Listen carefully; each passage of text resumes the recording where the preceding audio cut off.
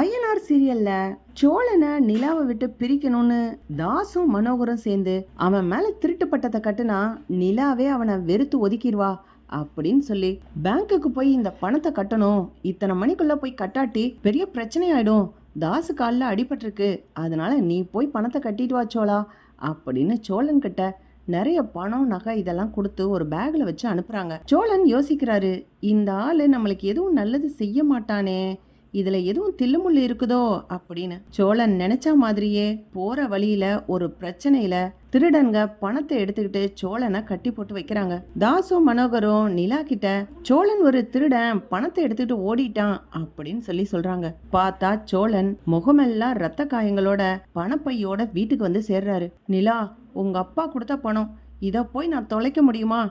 என்னை கட்டி போட்டு வச்சிட்டாங்க நிலா, அதான் வர்றதுக்கு லேட் ஆயிடுச்சு, ஆனால் பணத்தை பத்திரமா கொண்டு வந்துட்டேன் மாமா, நீங்கள் எண்ணி பார்த்துக்கோங்க அப்படின்னு சொல்கிறான். அப்படியே சோழன் சிரிச்சுக்கிட்டே இருக்கான். நான் மாமா, என்னையவே ஏமாத்தலான்னு நினச்சிட்டிங்களா? நீங்கள் முதல்ல பிளான் போடும்போதே நான் யோசிச்சிட்டேன் மாமா, இப்படித்தான் நடக்க போகுதுன்னு கரெக்டாக கணிச்சேன், அதே மாதிரி தான் இருக்குது.